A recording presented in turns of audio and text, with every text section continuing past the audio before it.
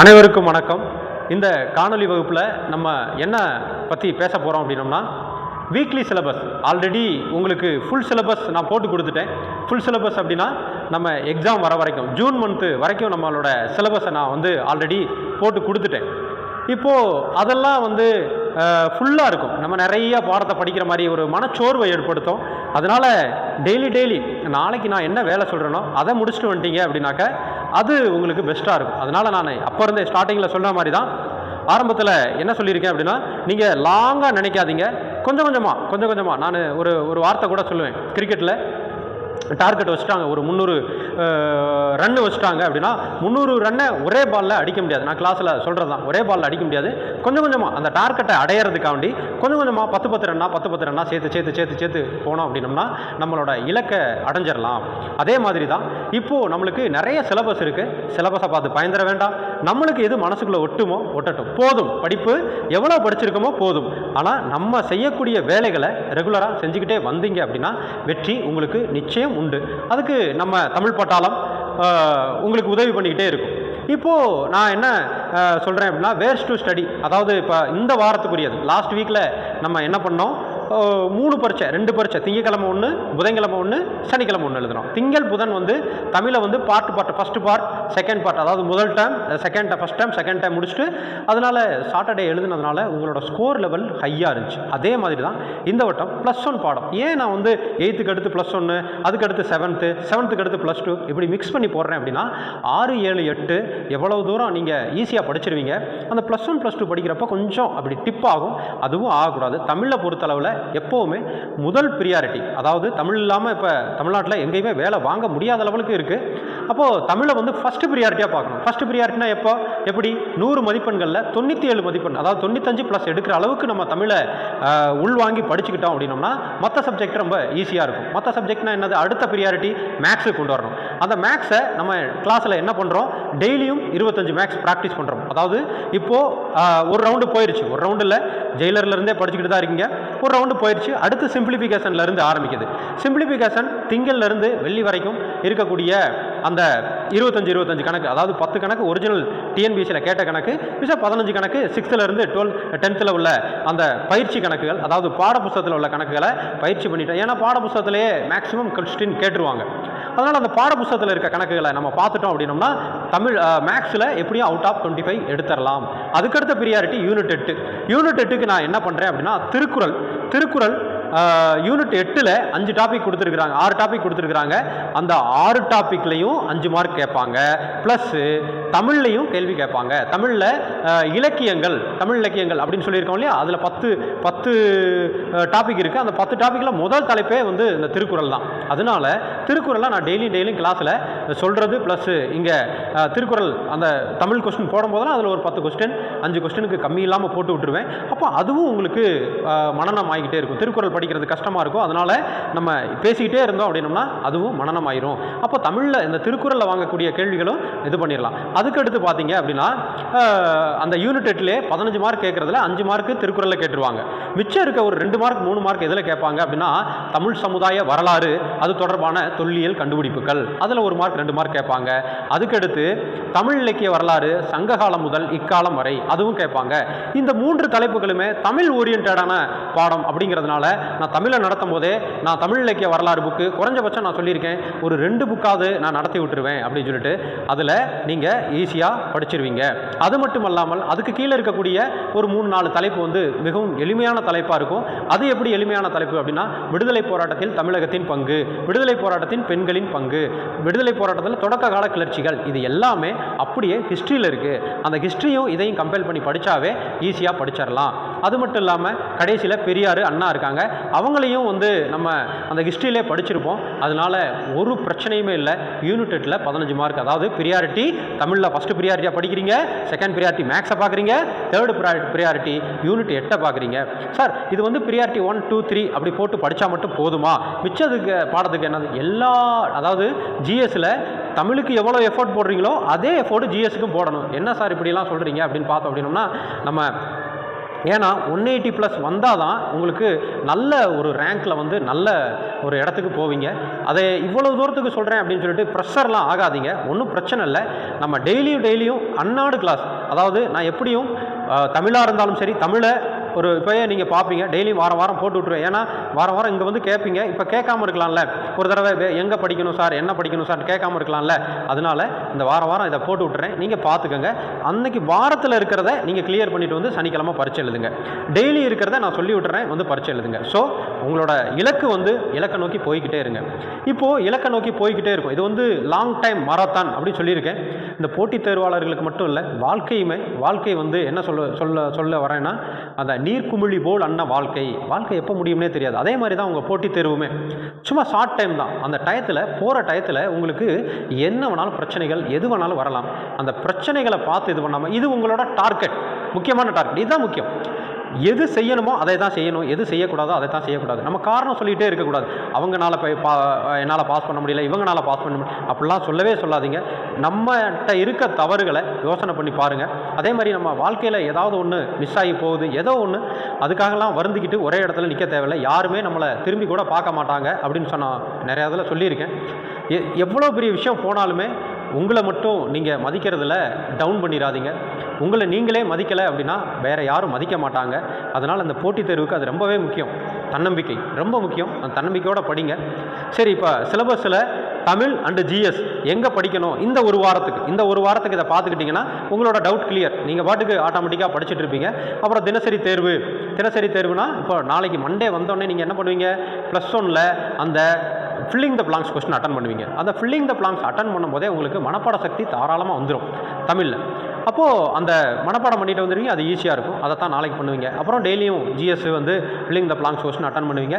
அதுக்கடுத்து உங்களுக்கு சாட்டர்டே ஆட்டோமேட்டிக்காக உங்களுக்கு கொஸ்டின் வந்துடும். அப்போது இந்த கொஸ்டின்களை ரிவிஷன் பண்ணிக்கிட்டே இருக்க உங்களோட தரம் வந்து கூடிக்கிட்டே இருக்கும். ஸோ அந்த ஜூன் 9 இருக்கக்கூடிய ஒரிஜினல் எக்ஸாம்லேயும் மார்க் நீங்கள் நல்லபடியாக வாங்கிடுவீங்க. So all the best. இப்போது அந்த சிலபஸை நான் சொல்கிறேன், எது எங்கெங்கே படிக்கணும், என்ன படிக்கணும், இந்த வாரத்தில் என்ன படிக்கணும், அதை மட்டும் மைண்டில் வச்சுக்கோங்க. இந்த வாரத்தை கூட வைக்காதீங்க, அந்த நாளில் என்ன படிக்கணும் அதை மட்டும் முடிச்சுக்கோங்க. ரிவிஷன் பண்ணி வர்றதெல்லாம் என்னோட ஒர்க்கு, அதை நான் பார்த்துக்கிறேன். ரிவிஷன் எப்படி பண்ண போகிறேன் அப்படின்னாக்க, இப்போது இந்த வர கிளாஸ்லேயே அப்படி தான் நான் நடத்த போகிறேன். ஒன்றும் கவலைப்படாதீங்க. ஒரு பாடம் ரொம்ப பெரிய பாடமாக இருக்குது அப்படின்லாம் வருத்தப்படாதீங்க. சிலபஸ் அதிகமாக இருக்குது அப்படின்லாம் வருத்தப்படாதீங்க. எல்லாத்தையும் படித்து தான் ஆகணும். நான் சொல்கிறேன் இல்லை, first priority, second priority, third priority, fourth ப்ரியாரிட்டின்னு இத்தனை ப்ரியாரிட்டி கொடுத்தாலும் அடுத்த ஃபோர்த் ப்ரியாரிட்டி வந்து பாலிட்டி கொடுக்கணும். ஏன்னா பாலிட்டியில் 11 மார்க் கேட்பாங்க, அதாவது 11 மார்க் கேட்பாங்க.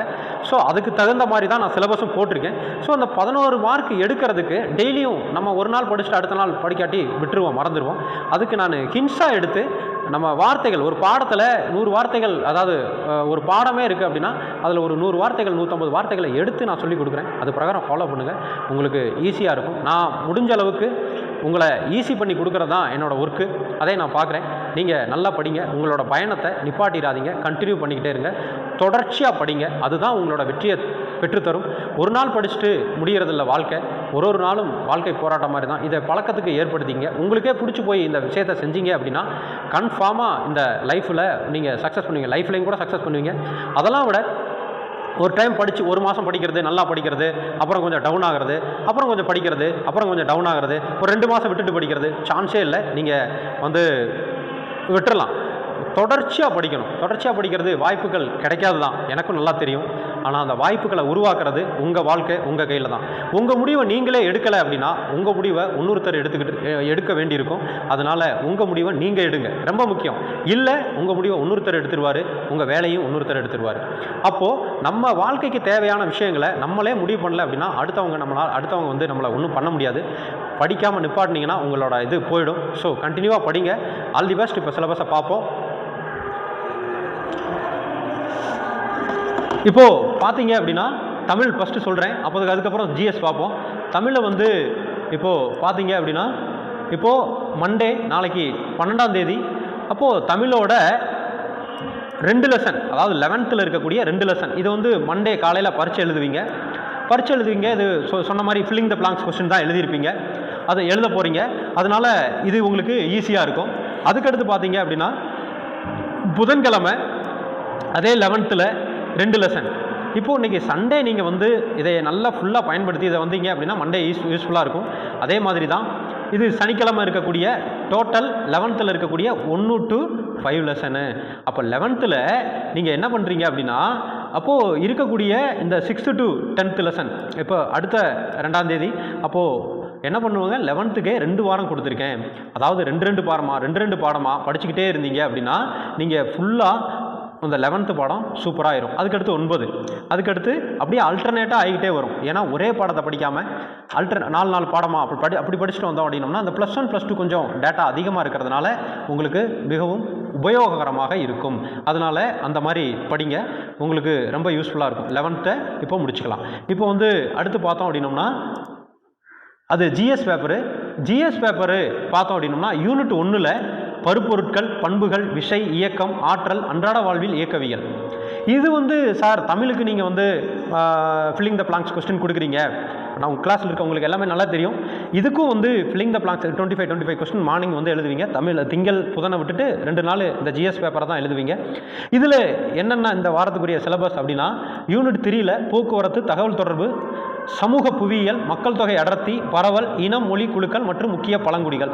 இதே வந்து சார் இவ்வளவு பாடமாக இருக்கே, நான் எப்படி படிக்கிறது? இந்த புதுசாக படிக்கிறவங்கெல்லாம் இதில் நம்ம கிளாஸ்லேயே 2 டைப் ஆஃப் பீப்புள் இருக்காங்க. ஒரு பீப்புள் வந்து ஆல்ரெடி படிச்சுட்டு இருந்தவங்க, அவங்களும் படிச்சுட்டு இருக்காங்க.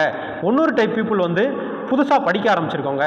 2 பேரையும் தான் நம்ம கவனம் கொள்கிறோம். 2 பேரை எப்படி கவனம் கொள்கிறோம் அப்படின்னோம்னா, இது வந்து பார்த்தீங்க அப்படின்னா இப்போது ஆல்ரெடி படிச்சுட்டு இருக்கவங்களுக்கு நான் ஃப்ரீயாக டைம் கொடுத்துருவேன். ஆல்ரெடி நீங்கள் போய்ட்டு என்ன பண்ணலாம், இதையே படிக்க ஆரம்பிச்சிடலாம். இப்போ புதுசாக படிக்கணும்னு நினைக்கிறோம். நாளைக்கு இந்த திங்கக்கிழமை இந்த ஏரியா பூரா கவர் பண்ணுவேன். எப்படி சார் ஒரே நாளில் இவ்வளோ கவர் பண்ண முடியும் அப்படின்னோம்னா, இதில் உள்ள கேள்விகளை ஃபுல்லாக தொகுத்து வச்சு டிஎன்பிசியில் கேட்ட கேள்விகள் அப்படி தொகுத்து வச்சுட்டு இதில் உள்ள ஹின்ஸுனா இந்த போக்குவரத்துக்கு மட்டும் என்னென்ன படிக்கணும், போக்குவரத்துனா தரைவழி, வான்வழி, கடல்வழி போக்குவரத்தில் அது எத்தனை மண்டலங்களாக பிரிக்கப்பட்டிருக்கு, NH சாலை பேர் என்ன, இப்படி படித்து அதோட ஹின்ஸை எடுத்து இது மட்டும் மனப்பாடம் பண்ணுங்கள். எல்லாம் ஒரு தடவை எக்ஸ்பிளைன் பண்ணிவிட்டு புதுசாக படிக்கிறவங்களுக்கு, பழசாக படிக்கிறவங்களும் ஆட்டோமேட்டிக்காக அவங்களுக்கே தெரியும் என்னென்ன படிக்கணும் அப்படின்னு சொல்லிட்டு அதையே ஆட்டோமேட்டிக்காக படிச்சிருவாங்க. அதே மாதிரி இந்திய சமுதாய பண்பாடு, வரலாற்றின் மாற்றங்களும் தொடர்ச்சியும், இந்திய பண்பாட்டின் இயல்புகள், இது வந்து யூனிட் 4. ஏன்னா ஒரு இம்பார்ட்டன்ட் லெசன் ஒரு 2, அதாவது ஒரு இம்பார்ட்டன்ட் லெசன் வச்சுருக்கேன். இதில் 3rd ப்ரியாரிட்டி இதுக்கு தான் கொடுத்துருக்கேன். 3rd ப்ரியாரிட்டி, ஃபஸ்ட்டு ப்ரியாரிட்டி என்னது maths, second priority first priority என்னது தமிழில் டோட்டலாகவே தமிழ், செகண்ட் ப்ரியாரிட்டி என்னது மேக்ஸ், 3rd ப்ரியாரிட்டி என்னது இந்த பாலிட்டி. ஏன்னா அந்த யூனிட் 8க்கு அடுத்து 4th ப்ரியாரிட்டி யூனிட் 8க்கு அடுத்து இதுதான் வரும். யூனிட் 8ல் 15 மார்க் கேட்குறாங்க அப்படின்னா யூனிட் 5ல் 11 மார்க் கேட்பாங்க.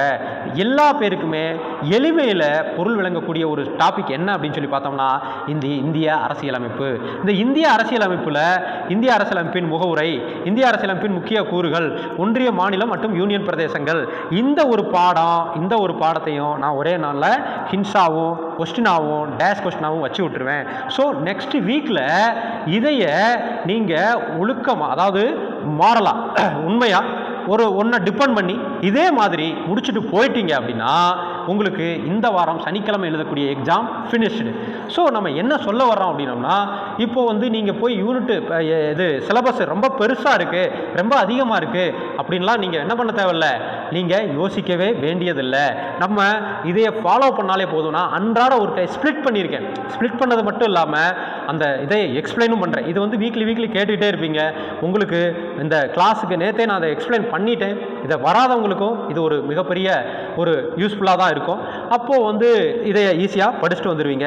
இப்போது யூனிட் 1 இப்போது இது எங்கே வேர்ஸ் டு ஸ்டடி அப்படின்னா இதை டைப் பண்ணியும் உங்களோட குரூப்பில் போட்டு விட்றேன். அது மட்டும் இல்லாமல் இப்போது ஆரம்ப கால, அதாவது இந்த யூனிட் 1ல் என்னென்ன இருக்குது அப்படின்னு சொல்லி பார்த்தோம் அப்படின்னா, பருப்பொருட்களின் பண்பு, விசை, இயக்கம், ஆற்றல், அன்றாட வாழ்வில் இயக்கவியல், இது எந்தெந்த லெசனில் இருக்குது அப்படின்னு சொல்லி பார்த்தோம்னா 9th நியூ புக்கில் இருக்குது, 10th புக்கில் இருக்குது. இதெல்லாம் நீங்கள் வந்து சயின்ஸில் தேடிக்கணும். நான் கிட்டத்தட்ட ஒரு 2 புக்கு நடத்துவேன். மிச்சத்தை நீங்கள் வந்து சிலபஸை இப்போ இருந்தே கவர் பண்ணிட்டு போனால் தான் பின்னாடி உங்களுக்கு யூஸ்ஃபுல்லாக இருக்கும். பின்னாடி என்னது சயின்ஸை மட்டும் தனியாக வைப்பேன். இப்போ வந்து சிலபஸ் 2 புக்கு போகிறோம். நல்லா கவனிச்சுக்கோங்க. நான் வேகமாக இடையில பேசாமல் கண்டினியூவாக சொல்லிக்கிட்டே இருக்கேன். இப்போ வந்து எப்படி போகிறோம், சிலபஸ் 2 புக்கு போகிறோம். அப்புறம் லாஸ்ட்டில் எப்படி போவீங்க அப்படின்னு சொல்லி கேட்டோம்னா புக்கு 2 சிலபஸ் வருவீங்க. எப்படி இங்கே கடைசியில் உங்களுக்கு கொடுத்துருக்கேன், எப்படி கொடுத்துருக்கேன் அப்படின்னு சொல்லி பாருங்கள்.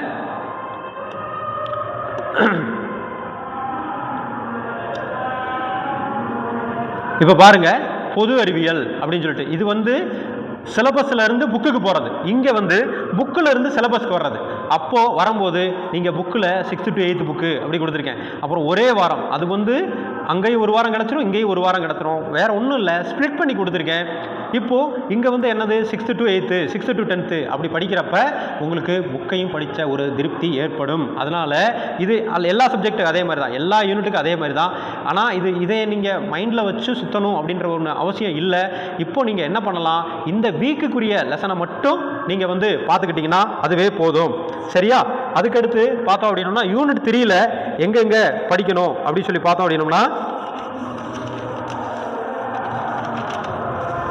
7th நியூ புக்கில் இருக்குது. இது யூனிட் 3ல் 7th நியூ புக்கில் என்ன பாடம் இருக்குன்னா சுற்றுலா அப்படின்னு ஒரு பாடம் இருக்குது. 8th ஒரு புக்கில் ஓல்டு புக்கில் 8th ஓல்டு புக்கில் என்ன இருக்குது அப்படின்னு சொல்லி பார்த்தோம்னா போக்குவரத்து மற்றும் தகவல் தொடர்பு அப்படின்னு ஒரு இருக்குது.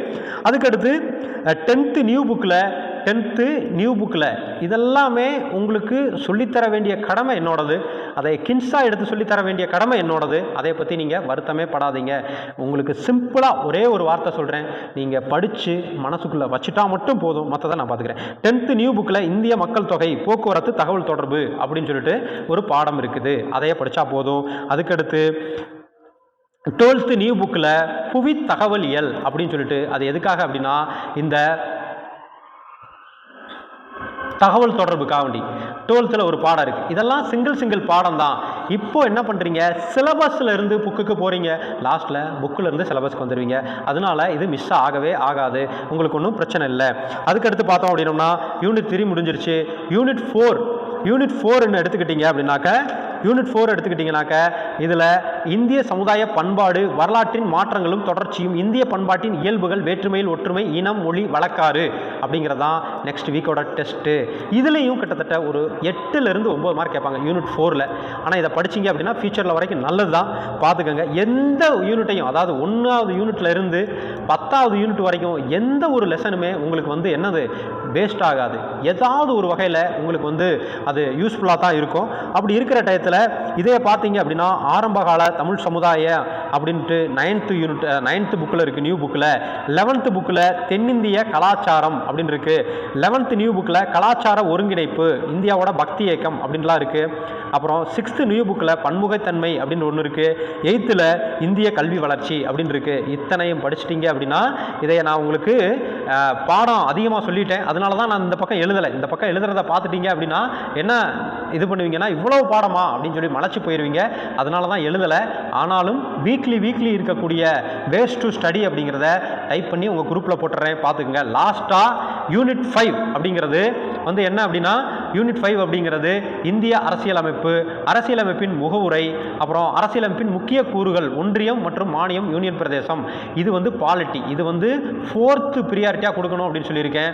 இதுக்கு வந்து என்ன பண்ணி வச்சுருக்கேன், அப்போது என்ன படிக்கணும், இதில் என்ன படிக்கணும் அப்படின்னோம்னா 6th இருக்கக்கூடிய நியூ புக்கில் தேசிய சின்னங்கள், 6th இருக்கக்கூடிய நியூ புக்கில் இந்திய அரசியலமைப்பு சட்டம், அதுக்கடுத்து 6th ஓல்டு புக்கில் குடியரசு, ஓல்டு புக்கில் நமது நாடு. ஓல்டு புக்கு படிக்கணும்னா படிங்க, இல்லாட்டி புது புத்தகம் மட்டுமே படிங்க போதும். பாலிட்டிக்கலாம் தமிழுக்கு மட்டும் ஓல்டு அண்ட் நியூ புக்கு கொஞ்சம் சேர்த்து படிச்சுக்கலாம், அதை நான் சொல்கிறேன், அப்போ படித்தா போதும். இப்போதைக்கு புது புக்கை ஒரு 3 கோட்டிங் வந்துட்டோம்னாவே நல்லாயிருக்கும். அப்புறம் தேசிய ஒருங்கிணைப்பு 8th புக்கில். 9th புக்கில் அரசாங்கங்களின் வகைகள், நியூ புக்கு 9th புக்கில் அரசாங்கங்களின் வகைகள்.